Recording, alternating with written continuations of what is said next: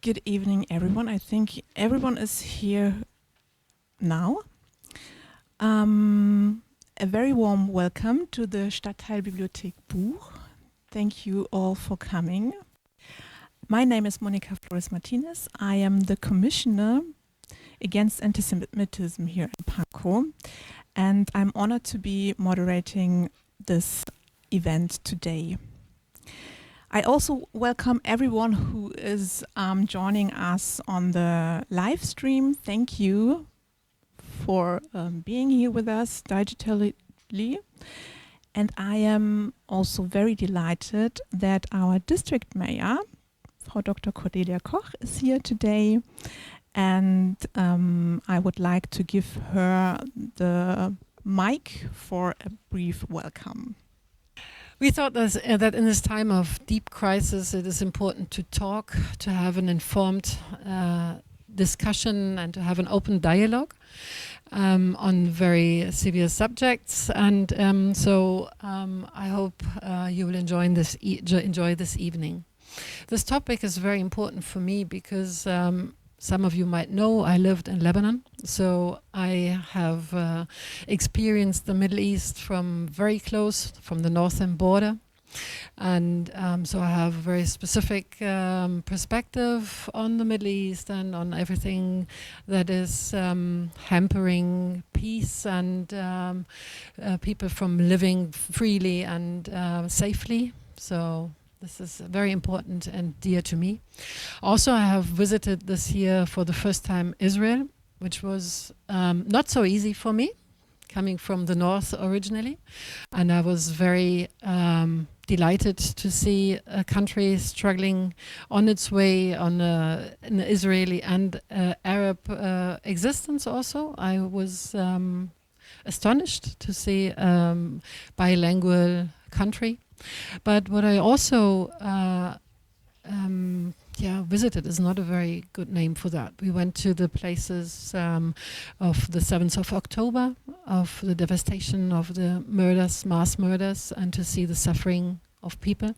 So it was a hard trip, and it's a hard time that we are living in.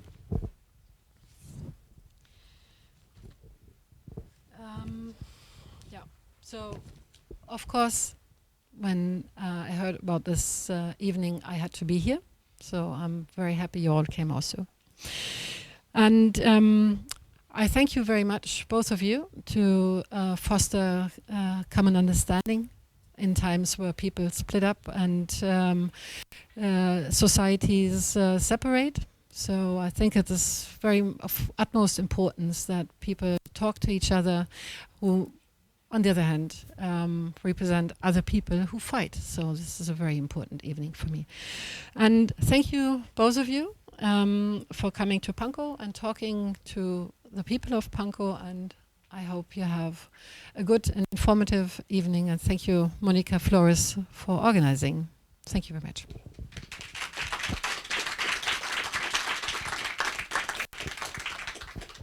Talking about Israel's war against Hamas has become increasingly difficult. This topic has become deeply emotional for many Germans, even though they do not have any direct connection to Israel and Palestine. I have heard of families being divided over this issue, of colleagues who no longer speak to each other after heated arguments, people who have never been to Israel or any other Middle Eastern country suddenly consider themselves experts, and all too often discussions fail to reflect the many perspectives that exist on this war. Even here in Germany, we are becoming more divided, or alternatively, indifferent, avoiding conversations that are crucial to have. And with Donald Trump as the president of the US, things seem to have taken an even more surreal turn. I am sure many of you have seen the AI-generated video he shared showing him sunbathing on the beaches of Gaza. And in recent days, following the termination of the ceasefire with Hamas, the conflict has seen a significant escalation. Israeli airstrikes in Gaza have resulted in around 600 Palestinian deaths. Internationally, leaders from Germany, France, and the United Kingdom have called for an immediate return to the ceasefire and to restart negotiating, condemning the civilian casualties and emphasizing that the conflict cannot be resolved militarily. That makes tonight's event even more important. And despite all the atrocities that we are witnessing, I can feel hope. Tonight we will attempt to do what many people find so difficult, perhaps even impossible. We will listen. We will listen to two persons who come from the region, and even more remarkably, we will listen to people who are often labeled as enemies. For that, I want to extend a sincere thank you to the project I Am From Israel, Ask Me Anything, for bringing these speakers together. Shay Dashevsky, originally from Israel, now living in Berlin, and Hamza Howidy from Gaza. Thank you so much for being here with us in Buch tonight. Thank you for your courage, for showing your faces, and for using your voices.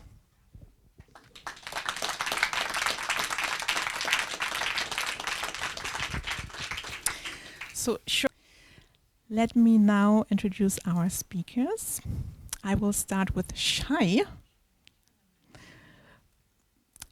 Shay, your parents immigrated from the Soviet Union to Israel, and you grew up on the outskirts of Tel Aviv. After studying cinema at university, you moved to Jaffa, which is a part of Tel Aviv with a large Arab or Palestinian population.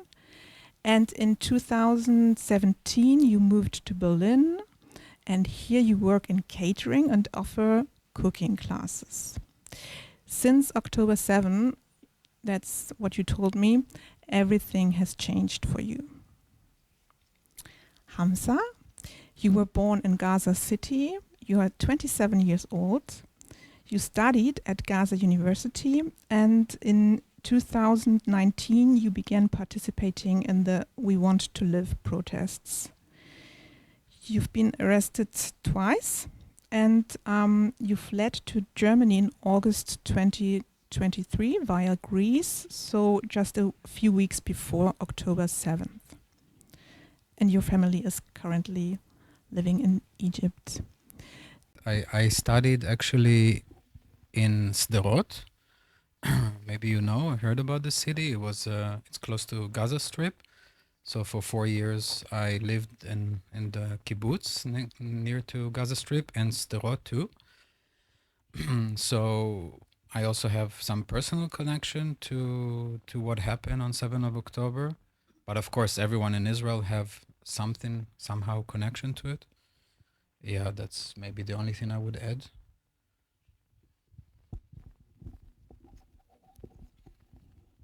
How did you learn about the events of October 7th? Where have you been?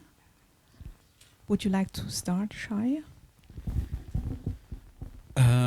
Well, I actually had to work the same day. I remember waking up, watching the news and seeing the videos, and out of morbid curiosity, I opened Twitter, which I didn't have before, and Telegram.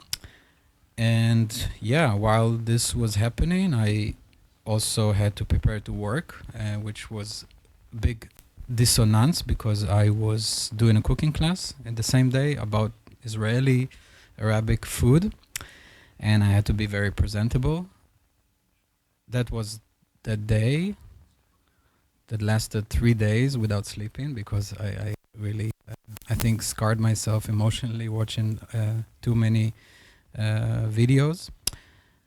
And yeah, that was the first day. So before I'm gonna move and talk about what happened on October the 7th, I'm just gonna start by saying, for me, it's not that easy to be here right now and today, while the war continued and Gaza is being bombed from the south to the north, and a lot of civilians are getting killed. And I can imagine also that it's hard for the Israelis, who, especially for the families of the hostages who still have sons in Gaza. Gaza is being bombed. No food or water is entering Gaza since like 2.5 weeks right now. So it's not easy for me. And at the same time, it's important. It's important because since October the 7th, there is a big amount of misinformation being on media, on the streets, on the protests, and also false narratives, false portrayals of, we are talking about both sides. So yes, it's hard but important that someone who has hands in this game to talk about it. And when the atrocities of October the 7th happened, I remember that day good because at the beginning of it, it was a good day for me. I was happy that day because I was in Greece in the refugee camp, and we were supposed to receive the asylum documents. So we were a bit happy, but it didn't last long because I couldn't avoid the news. I remember back then I was in a refugee camp with thousands of Palestinians from Gaza City, and they were talking about Hamas's attack against Israel.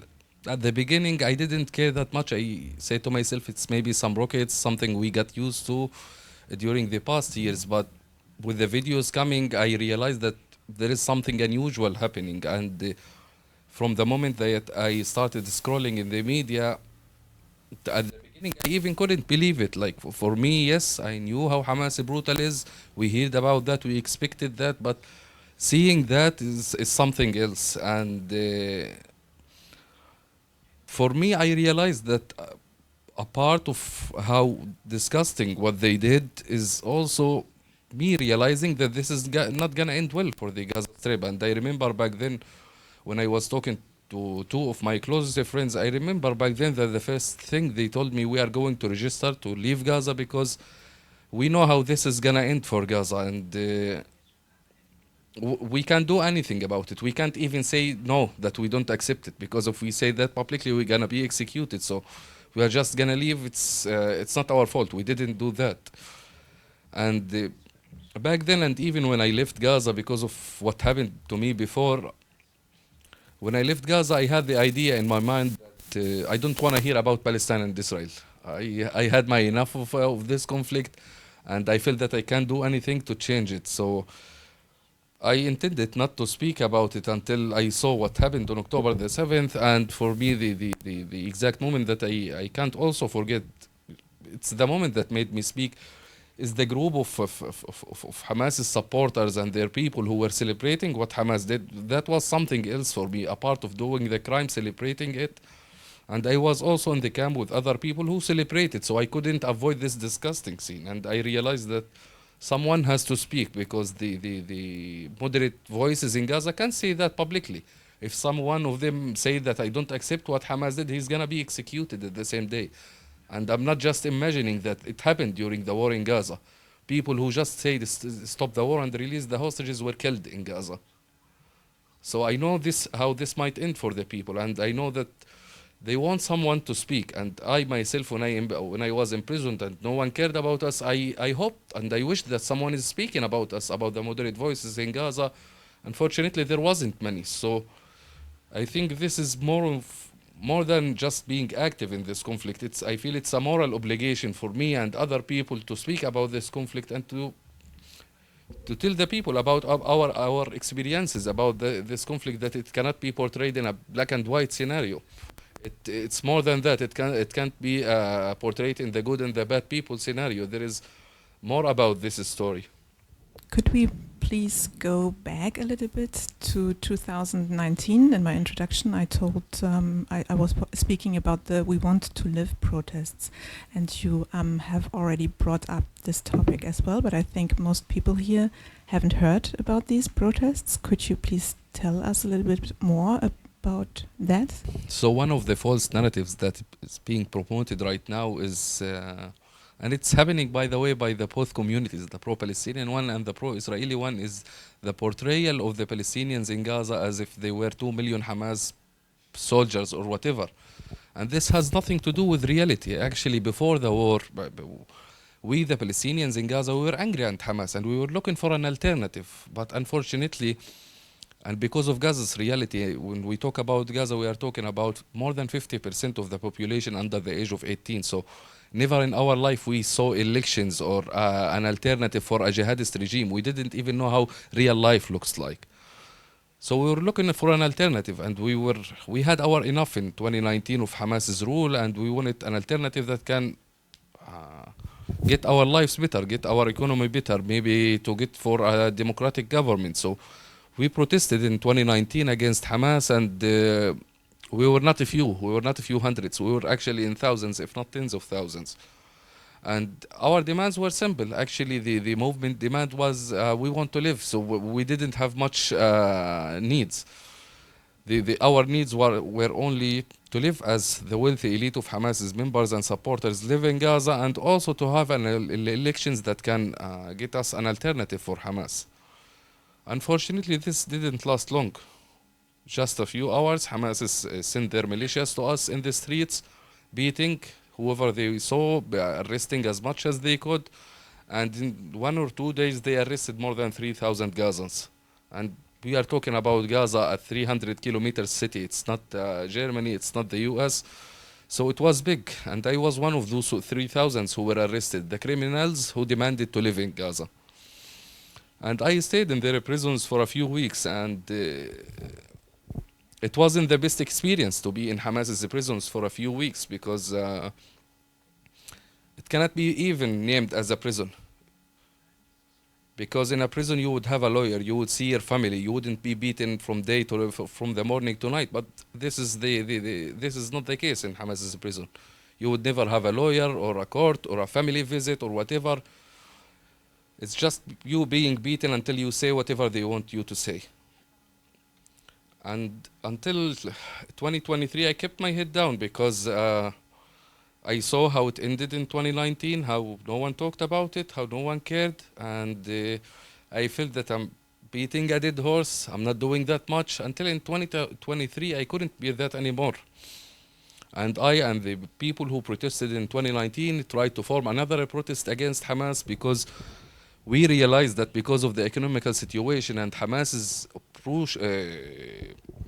brutal torture of the people of Gaza, something is gonna happen. Hamas always exports our problems to Israel or whatever, and we know how it ends, an escalation between Hamas and Israel, and people start to forget about what Hamas was doing. So we expected an escalation, to be honest. We expected something is gonna happen, but not what we saw. And we protested in June against Hamas, and also we were in thousands. The same thing happened. No one even noticed that we were protesting, and I was arrested again by them. Also stayed for a few weeks until I was released after paying a bribe. And I said it to myself back then that that's enough about Palestine and Israel. I don't have a magical trick to solve this conflict, so I'm just gonna leave and go to Europe to have a new life, to start from scratch, until October the 7th happened, and I became active again.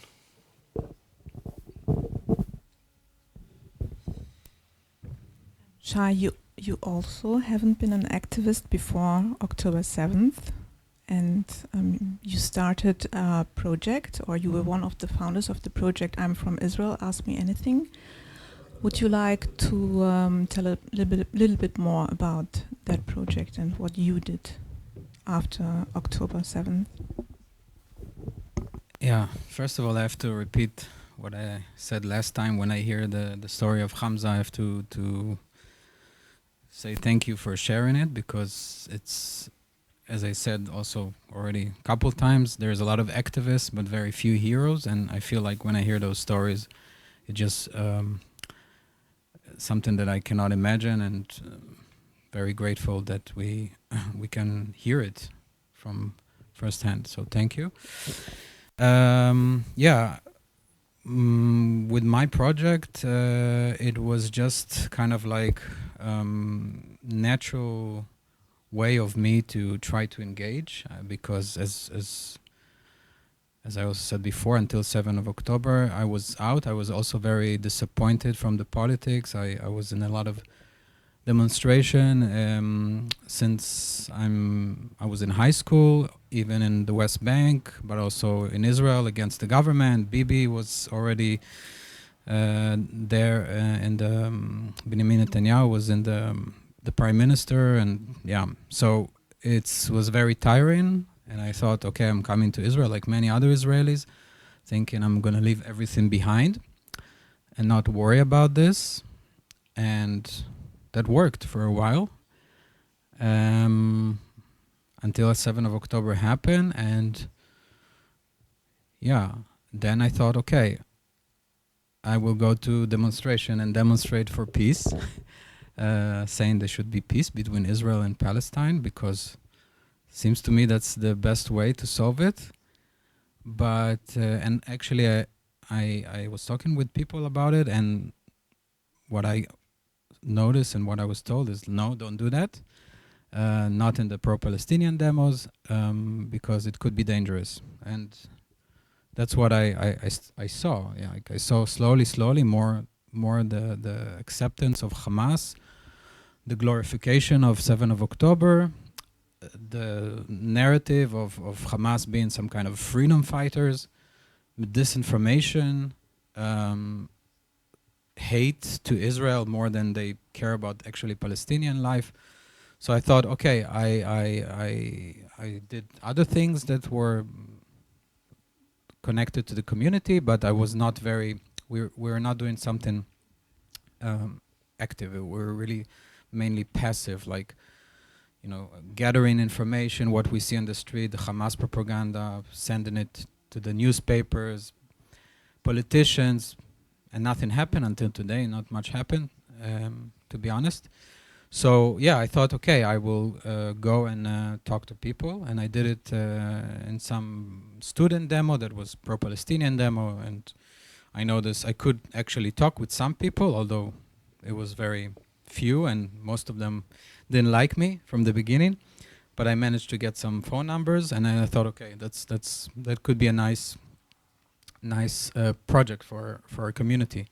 And we gathered some people that helped us, and then we went to TU, was the first university that accepted us, and then FU and Potsdam University, HU, UDK, and we had like info stand where we had t-shirts saying, I'm from Israel, ask me anything, and talking to people and engaging, and it was very, very successful project that we hope to continue. That's how I got to this project. And how did it come that you two people got together? How did you get to know each other? Well, I always looked how to expand the project and how to get more people. And of course, coming from left-wing ideology from Israel, I thought, okay, it should be not just Israelis at some point. We have to speak together to make this way of fighting the extremism more strong.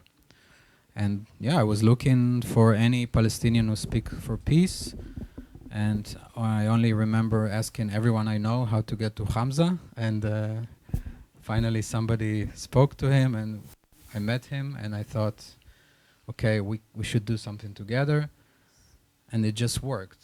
I don't know, like it was natural for me.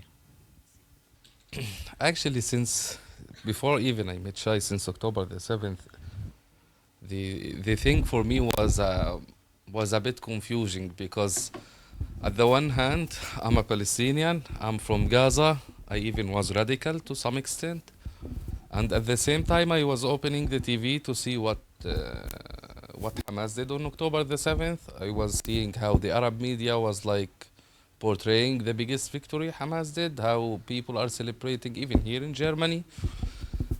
And at the same time, deep side in myself, I couldn't even accept a single minute of the videos that I saw. I even said it to myself that, yes, we have a lot of problems with Israel. I'm not portraying as if we are like the peace-loving countries.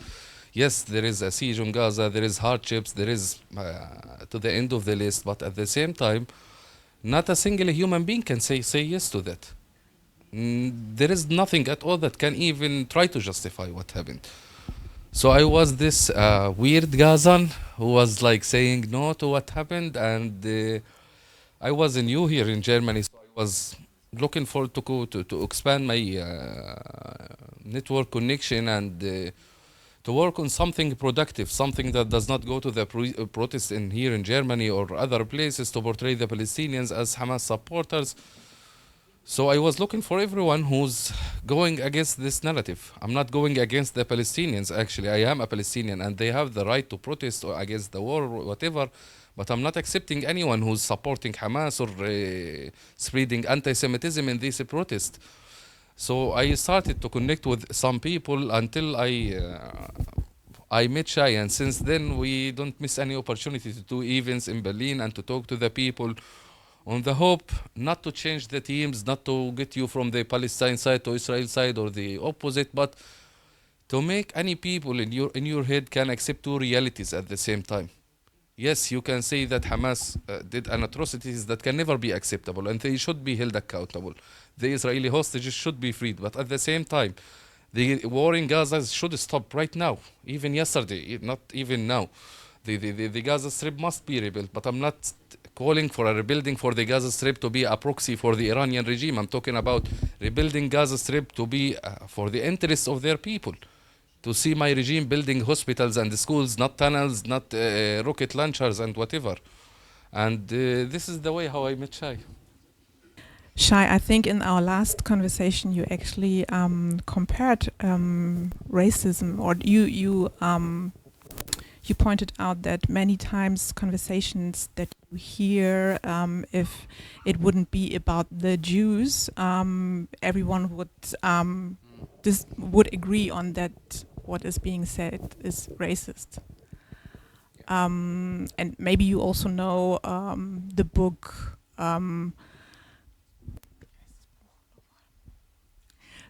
Jews Don't Count, because very often Jews are not included into this anti-discrimination discourse. Maybe you can tell a little bit about this issue or this. Yeah, so for me it's the double standard for sure. Every slogan I heard since 7th of October somehow got accepted as we're just anti-Zionist, we're not anti-Semitic, we're this, we're not anti-Semitic. While if you just change the Zionist or sometimes Jews to other type of minority, it will be automatically anti-Semitic. Even much less, much less things. If you would say something about other minorities, they will be very racist, but somehow the threshold for Jewish people is very high. Give an example from what you experienced at the universities. Well, yeah. First of all, like when people are very much like, it's coming. I'm saying it as a person who would consider himself anti-Zionist, but I'm not after 7th of October, because once we're not feeling this whole, other people with extreme voices can take over and say what they think is anti-Zionism, and that's what happened. And now the voices that took over are the voices who portrayed all of them as racist, all of them as Nazis, although it's pretty much everyone in Israel, yeah? And it could be a right wing, it could be left wing, but they just portrayed it without any distinction. And what I noted, I had in one university in FU is somebody who said that all Zionists should be killed. We heard that, we recorded it, and when I said, but you know that it's around 97% of the Jews in the world, 95 plus, probably everyone in Israel, and she just said it very loudly so everyone could hear. I don't care if it's a one person, if it's 1% or 99%, all of them. So how can it not be racist? How can this movement who there's people who scream, especially in Berlin, there's videos of people screaming, kill all the Jews in Arabic, while they protest in the pro-Palestinian demo. They're not distancing themselves. Yeah? fine, you have 1, 2, 3 occasions like this. You can say they're not belonging to us. That doesn't happen. So I find the double standard the biggest point when it comes to racism against Jewish people, against Israelis, and so on. Hamza, what's your perspective on this? So before coming to Germany, I had this feeling that in Germany you can never find anti-Semitism or anyone against the Jews because of Germany's history and the current relations.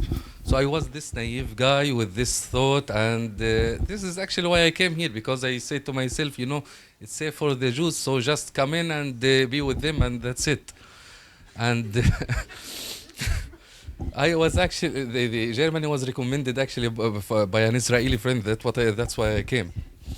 And I remember after October, a few weeks after, I was with the same Israeli friend. We were working here in Berlin, and we wanted to go to New Köln to an Arab restaurant. And she had this David Nichols here and there. And before entering New Köln, I noticed her taking it off, and I was like, "Why are you taking this off?" And she told me, "I can't just go in New Köln and get myself problems because they would notice that I'm a Jew." I was surprised back then because I didn't even think that such a thing exists in Germany, to be honest. Until the protests started in Germany, and I started seeing it everywhere online, and I even remember seeing the video about this guy in the protest saying, "Those who have a gun go and kill a Jew," which I have no idea what it has to do with the current situation. And I saw a lot of disgusting projection portraying the Jews as the Nazis and stuff like that. And this is for me something that I really understand. The moment you start dehumanizing a group, whether it was a Jews or whatever, the moment you start dehumanizing them, you are opening a back door for their suffering. You are just justifying whatever atrocities that can happen to them. So I started, okay, I have a lot of problems with Israel, by the way, but I would never accept such a thing to happen. And for us, the Palestinians, especially the Gazans, once you go to, and I'm not being racist, but once you go to an Arab restaurant or whatever and say you are from Gaza, you have to listen to all the anti-Semitic narratives. And you have to say yes. It would be weird if you said no, what are you saying? I remember being in the barber shop, and the moment he realized I'm from Gaza, he started telling me about the Holocaust and how it should be extended. And I was horrified. But at the same time, I couldn't say anything, to be honest, because I was in this shop that I was worried for my safety, and I realized in my mind that I can't change his mind in a moment. It wasn't the case, and not only this, but I also noticed it because I myself am a refugee, and I still live in a refugee camp, and I also noticed it once I mentioned that I'm from Gaza or something about the Jews. I have to listen to that, and I actually love to blame Germany for that, because they don't do anything about the integration for those people. Those people in the refugee camps, the newcomers, it's not that I'm being mean to them, but they have no idea about the history, and they should be taught about the history the same way the Germans are being taught about it, because those people aren't here for a month or two, they are living here with us. And it's not a shame to learn. We all need to learn about one thing or another. But at the same time, I don't accept that to be silenced by saying you are anti-Semitic. I have the right to criticize the Israeli government. I also have the right to criticize the acts of the Israeli army. I also have to criticize the violence by the Israeli settlers in the West Bank. So two things can be true at the same time. You can avoid being anti-Semitic, and at the same time you criticize the bad doings of the Israeli government or the army or whatever. Shay, I have one question for you. We heard that Hamza is having a lot of repression on him speaking out loudly.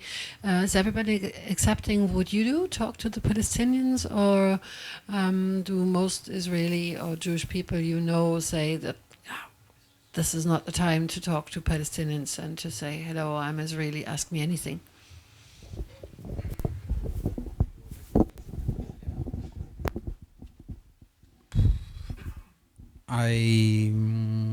I wouldn't say there's a lot of criticism for that.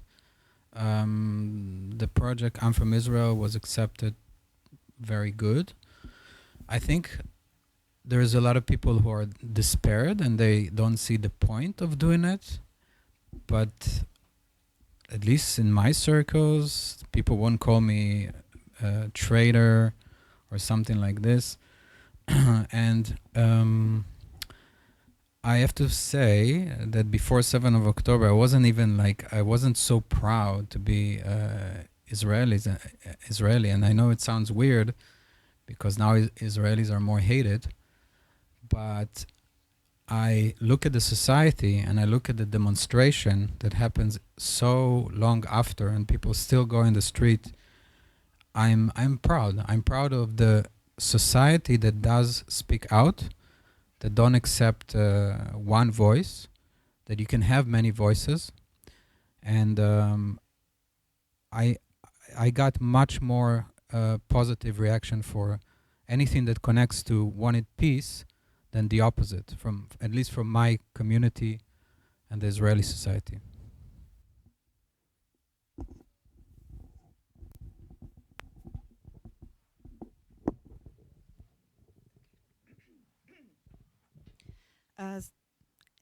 Actually, I have a lot to say, but I think I'll just stick to the first point that comes to mind. It's simply because I was one of the organizers of the protest against Netanyahu before October 7th. So, and I think one of the naive ideas that I at least had in that protest is I felt like to do this in Germany is to show that there's an ability to be critical of Israel without being anti-Semitic. That there is, that there is some sort of normal way to talk about these things. And I've noticed back then that we had mostly Israelis. We were open to everybody. We had mostly Israelis, very few German Jews. And in October 7th, so we've become active. We were networked already, so we've become active in a different way, helping stranded Israelis, and then I suddenly met a lot more German Jews, and I started to so I had a very brief moment, moment of seeing them, and then since then I understand why they didn't join us, and I'm very sorry for that. I wish I mean there are still people that are striving exactly for that, to say, Naomi, can you explain to the others why did the German Jews not join you in the protest against Netanyahu? The German Jews, well, they each speaks for themselves, but they are very suspect of any criticism of Israel, exactly because they recognize the anti-Semitic intonation in a lot of it. They were just suspicious of it. They said, well, they were clearer. They were more clear about what that would mean in the larger context, in the German-speaking environment.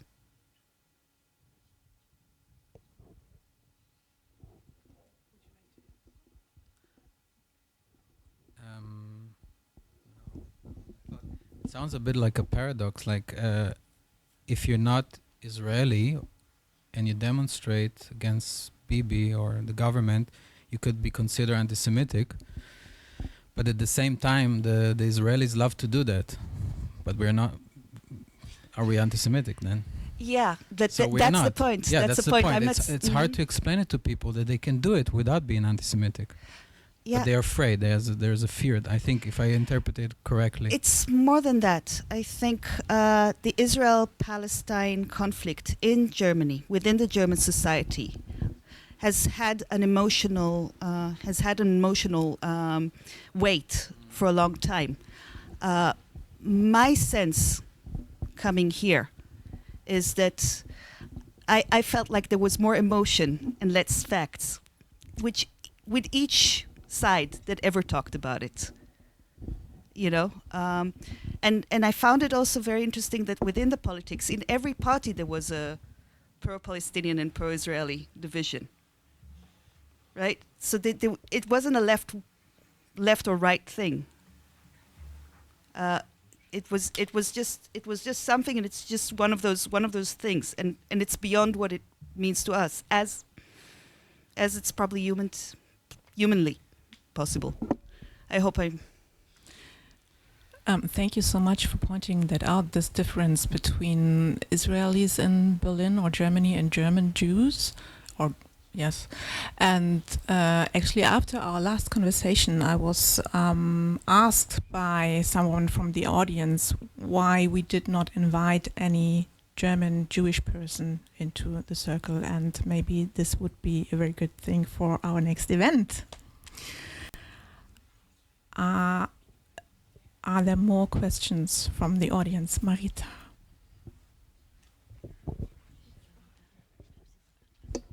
Hello.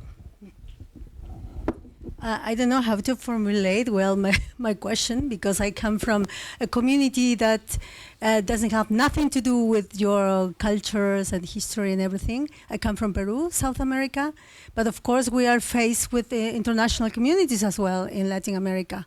And so I know many people from Palestine and many people, so when we see Shakira, now it's very important for the Arab world in Latin America, and from the Jewish community as well. So we are connected somehow. My impression is that here in Germany is still very,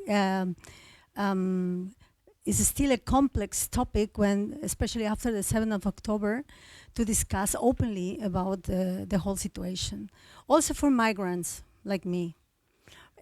Because I also have my own background, own experience with Jewish people and with Arab people in my country. And we have to learn all the time how to communicate to each other. I have I would say, the luxurious situation, the luxury that I work with many communities in Pankow. So I have to communicate with so many cultures and so many languages every day, that then I think it helps me to be open also in those critical situations. And what I see as a big challenge is how to make those fights more international. Also to connect to us who are not Jewish or Muslims. How to connect all these fights against racism, because for us it's also your problems are our problems as well. And we have to learn to understand also the situation. And I see that sometimes when we talk only about Jewish or Arabs or Muslims or whatever, it's always a reduction of a whole complex topic that is connected to the human beings, no? And this is something. And the other question, it was a comment, the other was a question. I am very connected to multilingual settings and work. Maybe it's a bit naive, the question, but what is your common language when you fight together? And because, why I ask? Because if we assume that it's English, it means that you are more connected maybe to academic background people.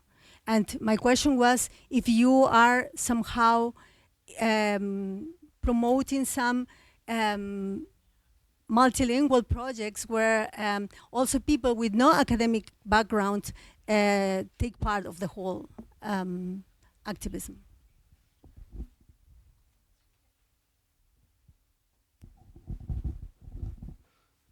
Thank you. Actually, I think that the issue of Palestine and Israel is well spread in most of the world right now, so we should be interested in minimizing it, not getting it bigger.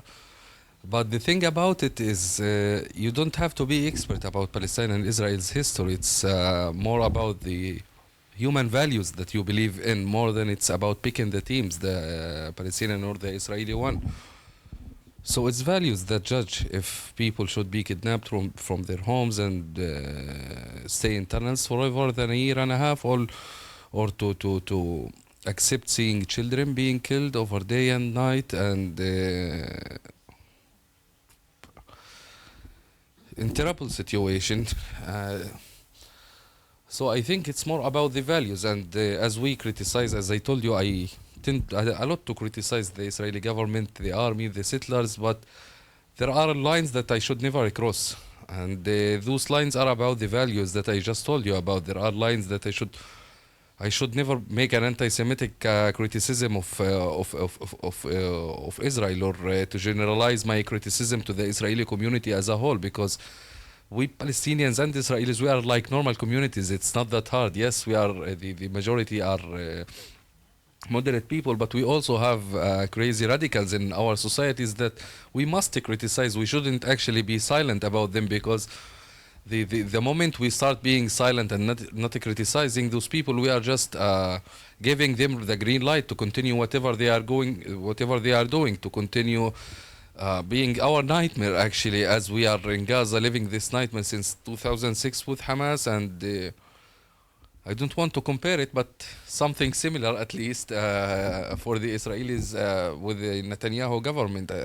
I mean, we are talking about someone who's being in court for corruption since 2019 maybe, and until the moment, and whenever he has a testimony or whatever in the court, he escalates the situation and waits for the war to end. So I think we should criticize those parties, not to be silent about whatever they are doing. Thank you a lot for telling us your perspectives.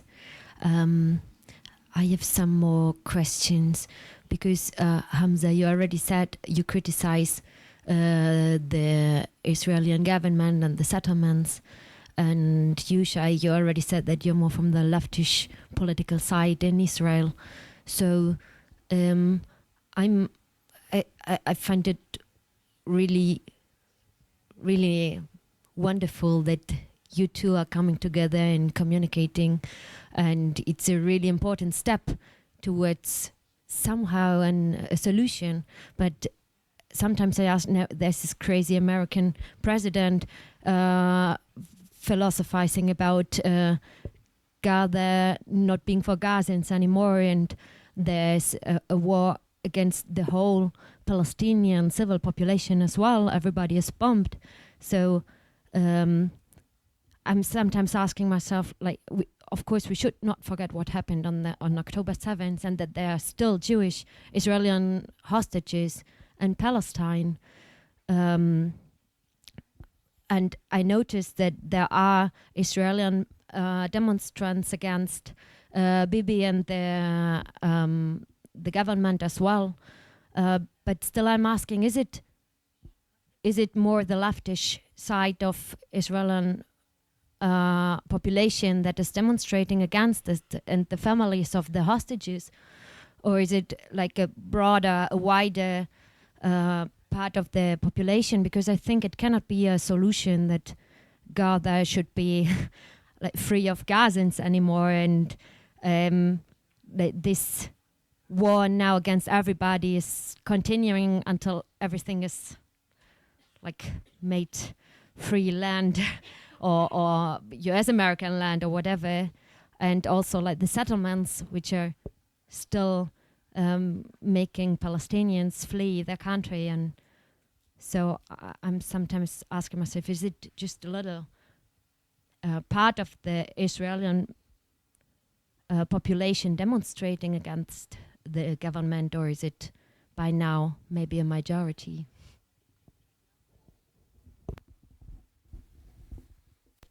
I'm not sure I got the question right. If it's specific percentage, or it's more than 50%. Like I cannot say. I don't know. All I can say is that it was always there before 7 of October, and that's maybe what people say. What helped 7 of October is that Israel was in almost total chaos because of massive demonstrations against the government and the policies they wanted to pass. And I see it kind of a continuation of this movement. And I don't know, I'm 40 years old. I remember, like, you know, since Rabin was still alive, and there was, I don't know, 400,000 people in the streets celebrating peace in a country of 8 million people. Less than 8 million? I think it was like percentage-wise one of the biggest demonstration ever happened anywhere in the world. Like, it was almost 500,000 people on the street. Anyway, for me, I always seen a movement, civil movement against right-wing government or any government that does something wrong or undemocratic.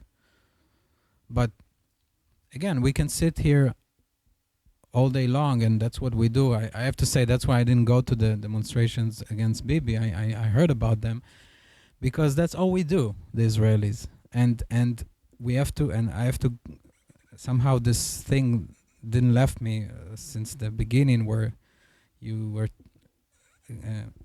saying about introducing ourselves, and you said that the war started again, and yeah, it could sound very harsh, but I just don't understand why we're not putting enough pressure on Hamas. I just don't get it. If I need to sit here and criticize Bibi or the settlers, no problem. I can do that.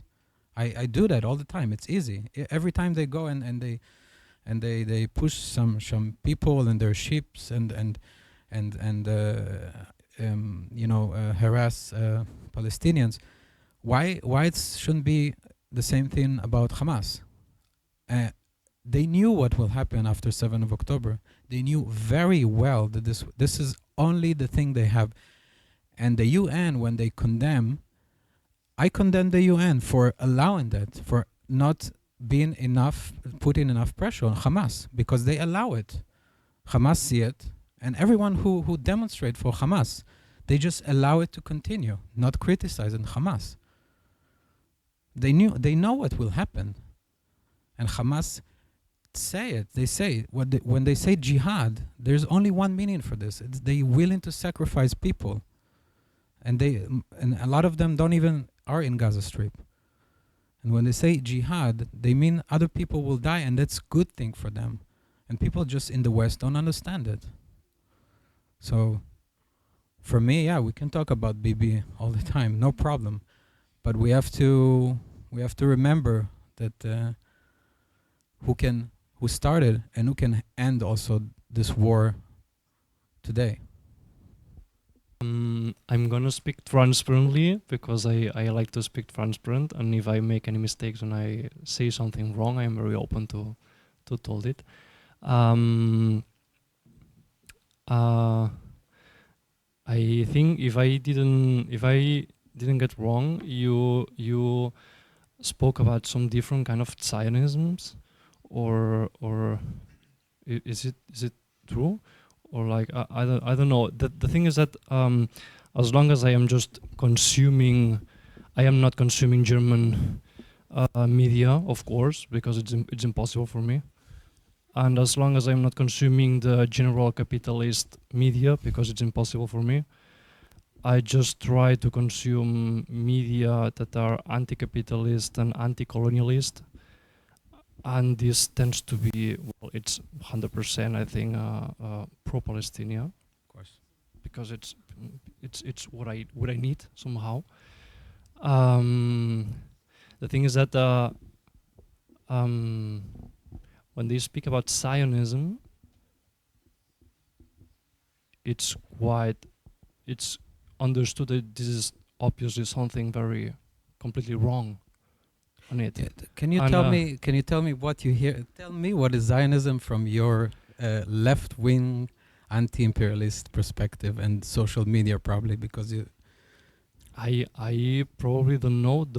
I don't know maybe the good meaning of it, but I would say I can do a definition with the connections that I can make.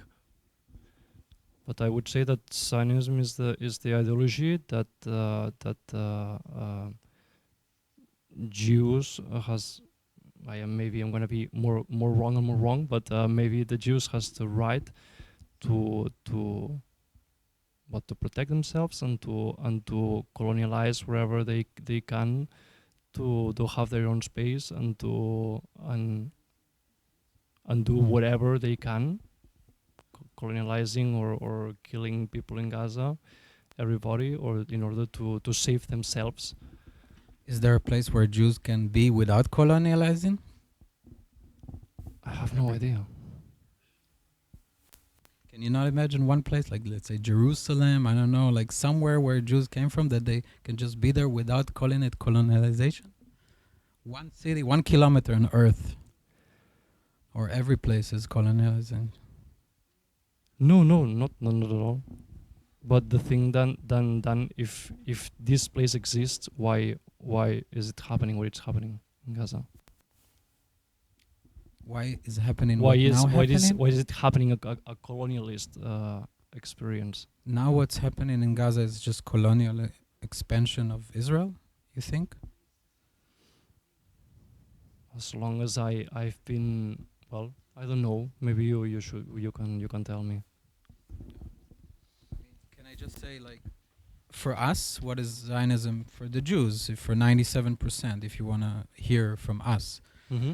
I think the best thing is to ask the person who calls himself this thing, is just to live in the ancestry land of the people who are what we consider indigenous also to the place. Doesn't mean other people are not indigenous, but let's say like this: if Israel was existed anywhere outside of Israel, I would not be supporting Israel. I would also see it as a colonial entity. But there is no other place that Jews belong than Israel. Yeah, we can think maybe 1 kilometer there or 1 kilometer there, but Jews were always living there for 3,000 years. It's not Uganda like Herzl wanted. That's why it didn't happen in Uganda. So for us, I would say 90+% of Jewish people, that is the natural place where we should be. And when I said there's different kind of Zionism, it means we all consider ourselves in some way Zionists because we believe we have the right to live in this land. But it doesn't mean if you're left or right, religious or not religious, secular or not secular, all of us are in the same boat. We in Israel, we don't differentiate. It doesn't mean you have some political agenda specifically. It's just the belief that you can live freely and protect yourself, yes, of course, but you have the right to live there. The fact that other people consider it as colonialism, that's not how we see it.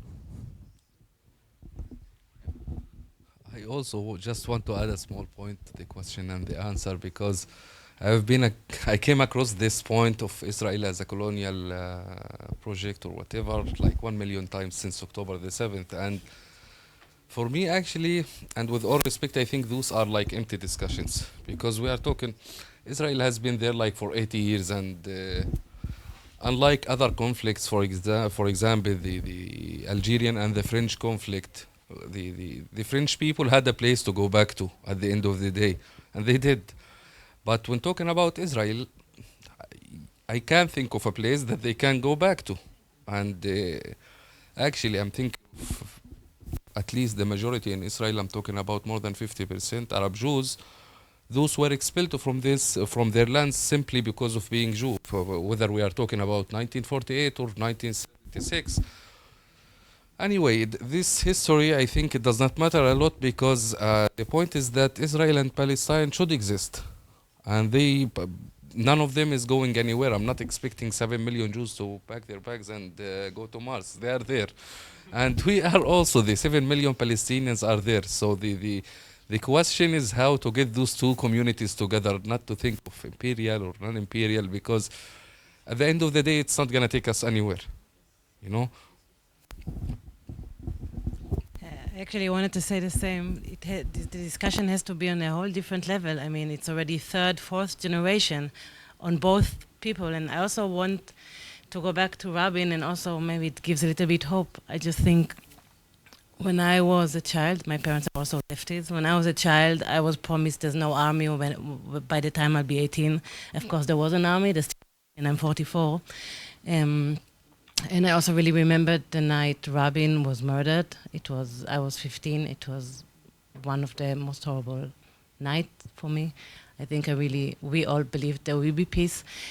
And I also think it's a source of hope, because there are specific groups and radical people that brought us where we are now. We were in a better place already. Not that it would mean that after 1 year there would be peace, but we were on the right track. So maybe there is hope to go back to the right track. Yeah, but it can only happen when we do it together. Yeah.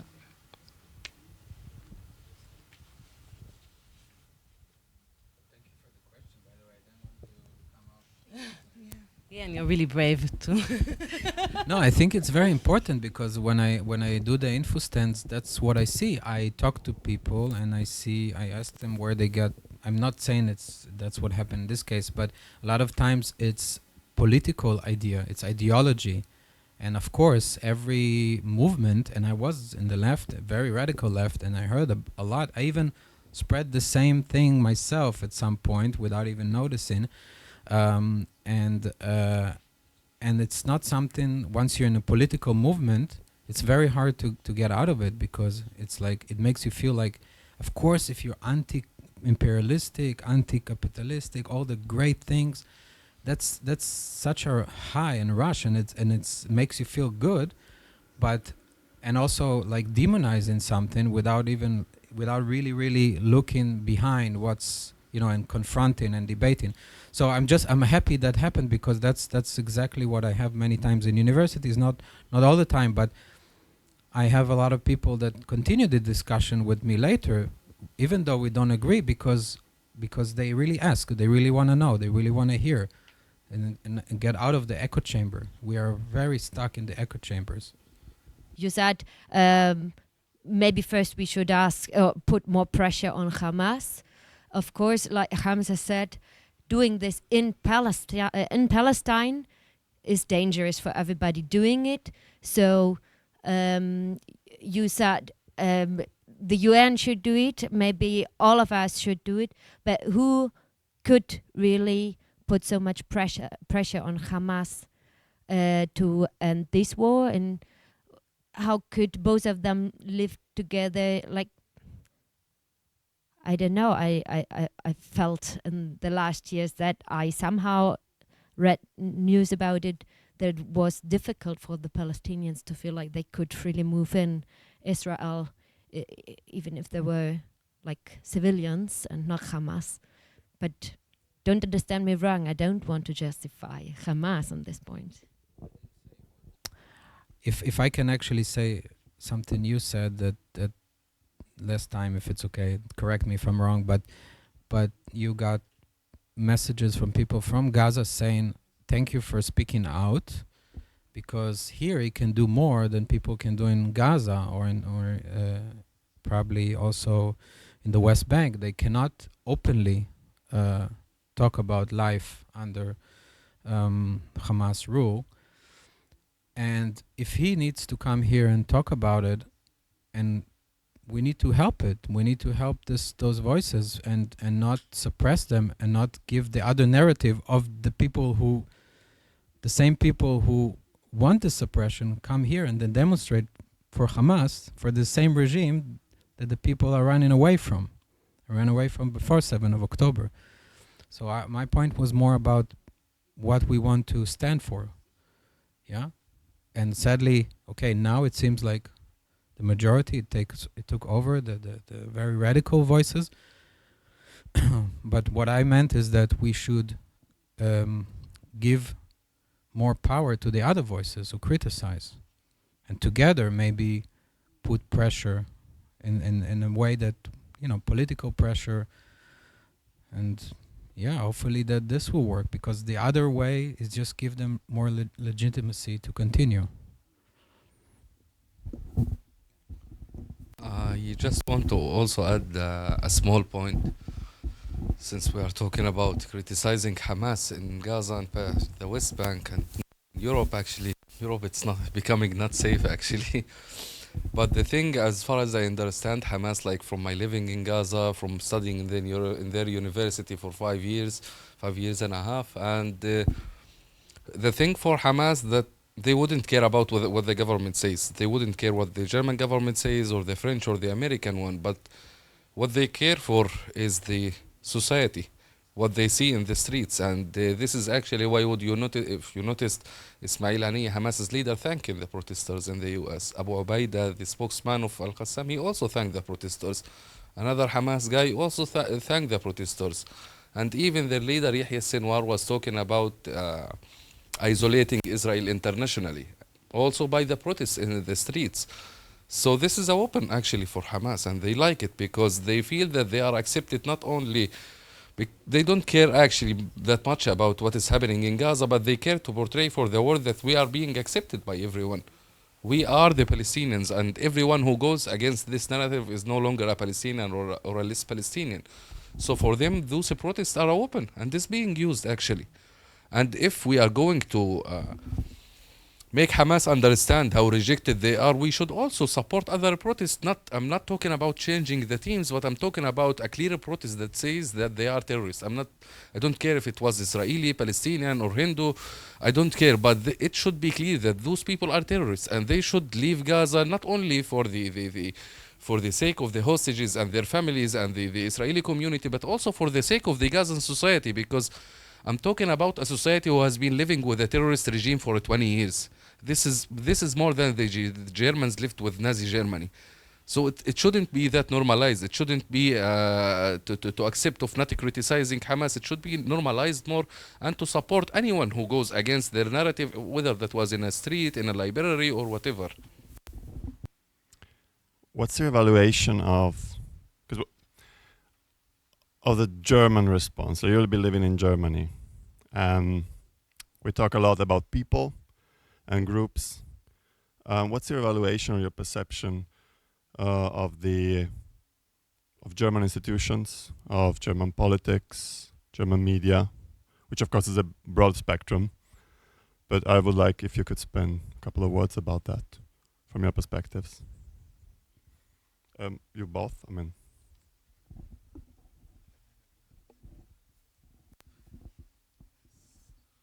Actually, it's not that comforting, because on the one hand, there is me with my mentality, with the guy going against Hamas, but at the same time calling for the human rights and the sovereignty, the independence of Palestine at the end of the list. But at the same time, I experienced racism in Germany. I experienced racism simply for being Palestinian, to be honest. And even here in Berlin, I remember one of our friends, when we talked about me renting a shared room here, I was rejected twice because I'm Palestinian. So I experienced racism.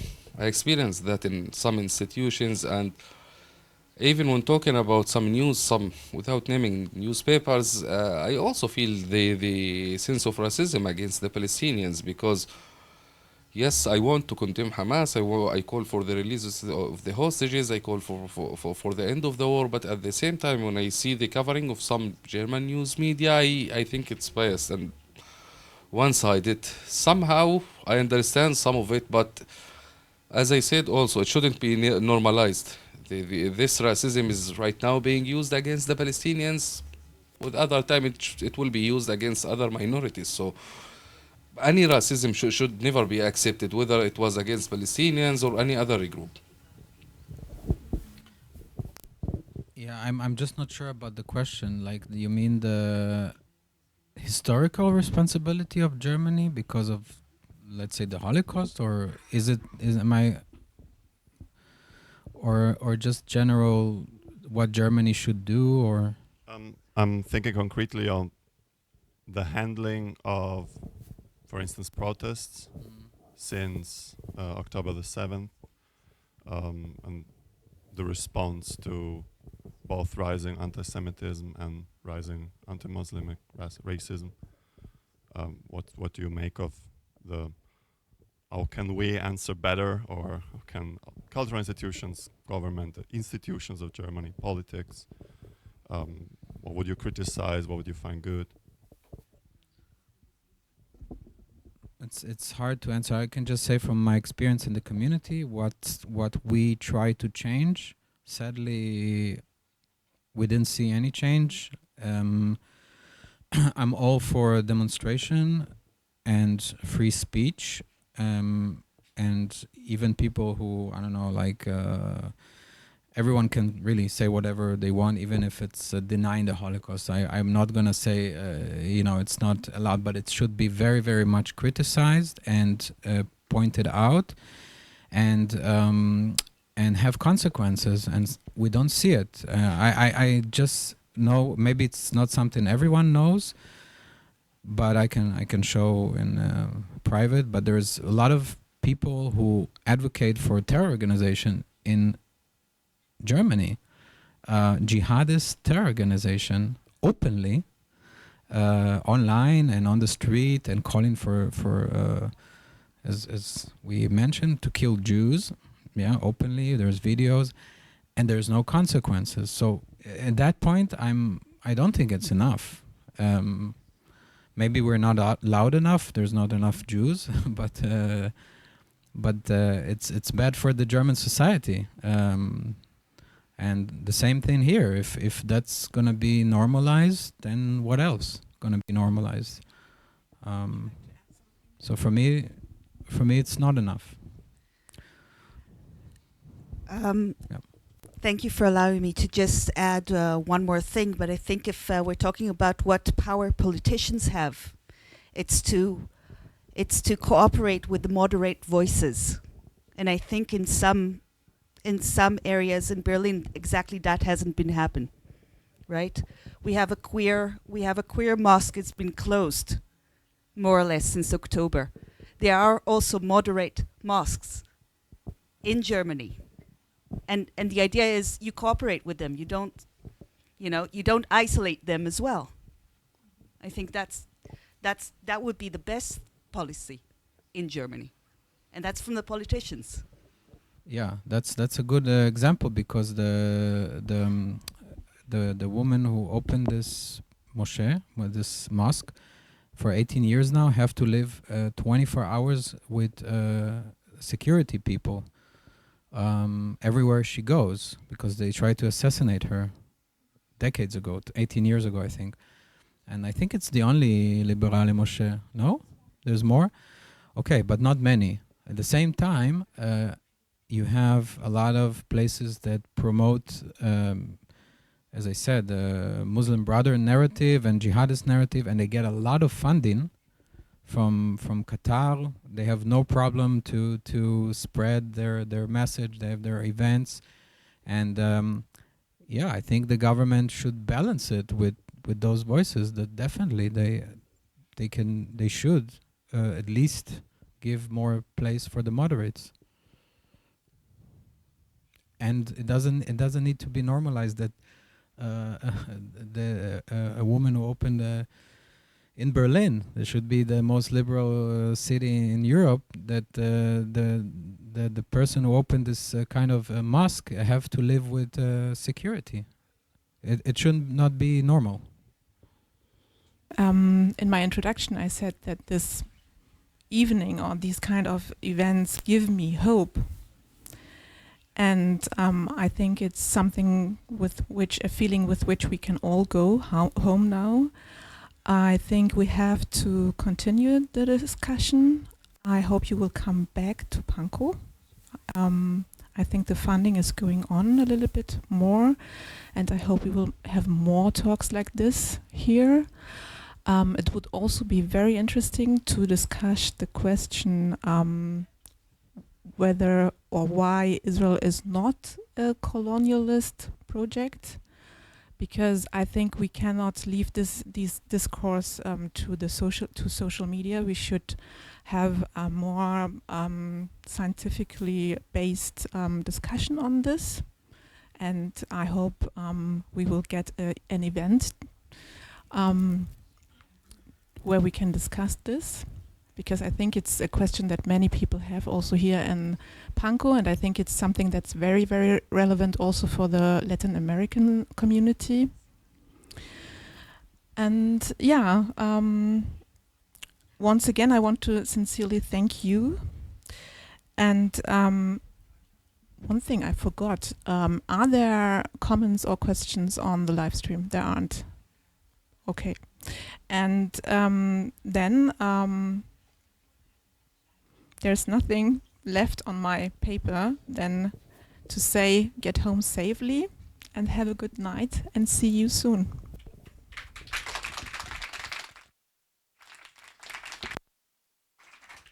Can I add something?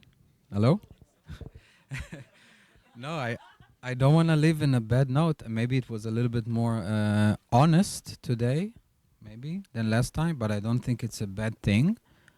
I think it's a good thing to sit and, like, when I do the events in the universities, I always say, like, even if I get like people scream at me and people saying really horrible things, the majority are very respectful, and I get a feeling I did something. Then a day that nothing happened, so I always have a good feeling doing those events, and I think that this, and maybe in the future, will be normal. So for me, it's like some kind of glimpse to the future of Germany or Berlin, of our movement, or peace movement, some kind of peace movement that is broader. So I don't know how you feel, but I feel very positive. To add, but if I only can add one thing is to stop portraying this conflict as a black and white scenario, as a colonial or non-colonial scenario, because whether it was true or not, I don't see how such a discussion would add something to the conflict. I would say, okay, Israel is totally colonial. Okay, Israel is 100% not colonial. How can that change something in the conflict at the end of the day? Whether I'm talking about a solution or I'm just trying to dig down through this conflict, because if you looked at any country on God's earth, you would find the problems from the US to Australia to Germany to whatever. And the emergence of this conflict, the Palestinian-Israeli one, we should also always remember that it came out post the Ottoman rule in the area. And back then, most, if not all the Arab countries did not have their independence until Lebanon 1945, Syria I think 46 or 43. So most of the Arab countries had their independence at similar years. Israel at 1948. We fought about the same piece of land, and we shouldn't portray that as if it was like an unsolvable conflict or the conflict that can never be resolved, because we are not the weird two communities who are fighting. It happened with the Turkish and the Greek people. It happened with the Kurds, who still don't have a state until the moment. So it happened. I'm not saying it's okay, but I'm saying that we are not the weird people and it can be solved. Yes, I'm the naive guy who's calling for peace.